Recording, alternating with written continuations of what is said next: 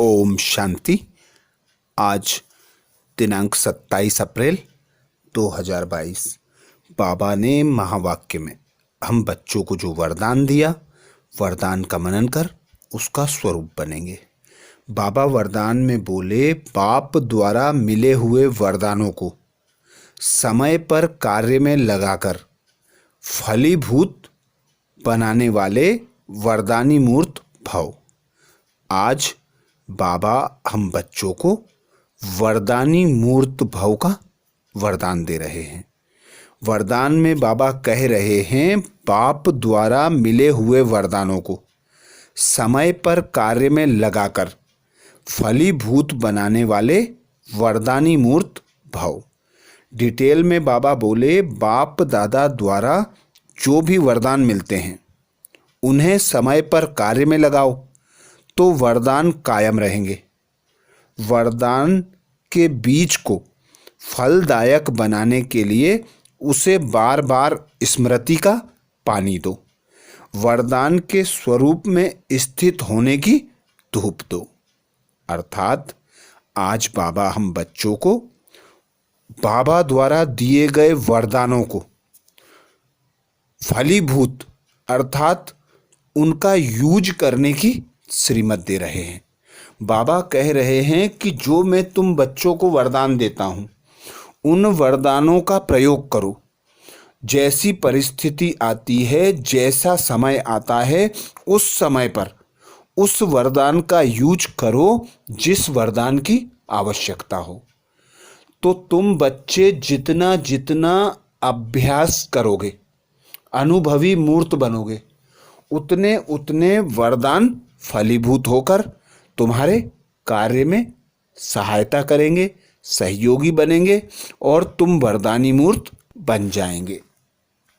जिसके लिए बाबा श्रीमत देते कि जो मैं वरदान तुम बच्चों को देता हूँ उन वरदानों को याद रखो, उन्हें स्मृति में रखो, अर्थात उनका मनन चिंतन करो और वरदान के स्वरूप में स्थित होकर वरदान को धूप दो, अर्थात उन्हें मजबूत करो, उन्हें फलदायक बनाओ, उनका प्रयोग करो।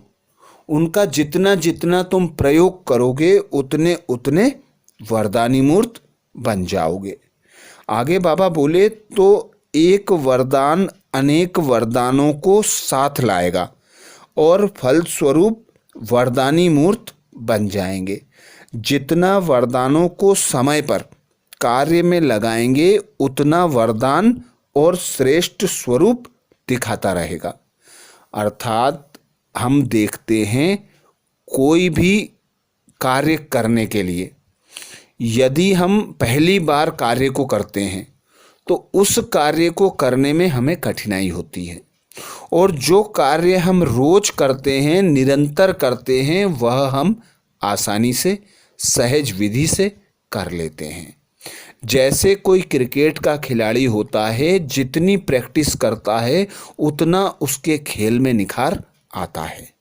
ऐसे ही बाबा जो हम बच्चों को वरदान देते हैं उन वरदानों को जितना हम प्रयोग करेंगे अर्थात कार्य में लगाएंगे, परिस्थिति अनुसार वरदान को स्मृति में रख, उस वरदान की स्थिति में स्थित होकर परिस्थितियों से लड़ेंगे तो हम सफल होंगे, वरदानी मूर्त बनेंगे और श्रेष्ठ स्वरूप उस वरदान का, अर्थात वह वरदान अनेक वरदानों के रूपों को हमें दिखाएगा। अंदर के जिस प्रकार ज्ञान से बार बार मनन चिंतन करने से मक्खन निकलता है, वैसे ही वरदानों को प्रयोग करने से अनेक वरदान हमें प्राप्त होते जाएंगे। अर्थात यह ज्ञान ऐसा है, जितना प्रयोग में लाएंगे, जितना इसे बांटेंगे उतना बढ़ता जाएगा। तो बाबा भी कहते, वरदानी मूर्त बनने के लिए तुम सदा वरदानों को स्मृति में रखो, परिस्थिति अनुसार उन्हें कार्य में लगाओ। जितना कार्य में लगाओगे उतना वरदान और निखर कर और अनेक वरदानों को साथ लेकर तुम्हारा सहयोग करेगा। तो ऐसे श्रेष्ठ स्वरूप वरदान के प्राप्त हो हमें, उसके लिए वरदान को स्मृति में रख, मनन चिंतन कर, उन्हें कार्य में लगाकर वरदानी मूर्त बनने की आज बाबा श्रीमत दे रहे हैं। स्लोगन में बाबा बोले, अटेंशन नेचुरल हो तो टेंशन स्वतः खत्म हो जाएगा। अटेंशन नेचुरल हो तो टेंशन स्वतः खत्म हो जाएगा। अर्थात बाबा हमें विजयी मूर्त भव का वरदान देते हैं। बाबा हम बच्चों को आकर यह ज्ञान देते हैं कि तुम एक अविनाशी आत्मा हो, अजर अमर हो, और ड्रामा में जो भी हो रहा है, जो भी परिस्थिति आ रही है और जो जा चुकी है, वह सब कल्याणकारी है। नथिंग न्यू, कुछ भी नया नहीं है। तो बाबा के इन ज्ञान के रत्नों को जितना जितना हम स्मृति में रखेंगे, अर्थात उन पर अटेंशन रखेंगे, तो हमारे टेंशन स्वतः खत्म हो जाएंगे। आज बाबा ने महावाक्य में हम बच्चों को जो सार सुनाया, सार का मनन करेंगे। बाबा बोले, मीठे बच्चे, श्रीमत पर चलकर अपने कर्मों को सुधारो, विकर्मों को भस्म करो। माला का दाना बनना है तो एक बाप के सिवाय दूसरा कोई याद ना आए। श्रीमत पर चलकर अपने कर्मों को सुधारो, विकर्मों को भस्म करो। माला का दाना बनना है तो एक बाप के सिवाय दूसरा कोई याद ना आए। प्रश्न किया बाबा ने, किन बच्चों की रक्षा बाप स्वतः करता है? किन बच्चों की रक्षा बाप स्वतः करता है? उत्तर में बाबा बोले, जो जितना सफाई से चलते हैं, बाप से सदा सच्चे रहते हैं, उनकी रक्षा स्वतः होती रहती है। झूठा चलने वालों की रक्षा हो नहीं सकती। माया उन्हें बहुत खींचती रहती है, उनके लिए फिर सजाएं कायम हो जाती हैं। अगला प्रश्न बाबा बोले, बच्चे रूहानी सर्जन से अपनी बीमारी छिपाते क्यों हैं? बच्चे रूहानी सर्जन से अपनी बीमारी छुपाते क्यों हैं? उत्तर में बाबा बोले, क्योंकि उन्हें अपनी इज्जत का डर रहता है। जानते भी हैं माया ने हमें धोखा दिया है, आंखें क्रिमिनल हो गई हैं, फिर भी बाप से छिपा लेते हैं। बाबा कहते हैं, बच्चे जितना तुम छिपाएंगे उतना नीचे गिरते जाएंगे।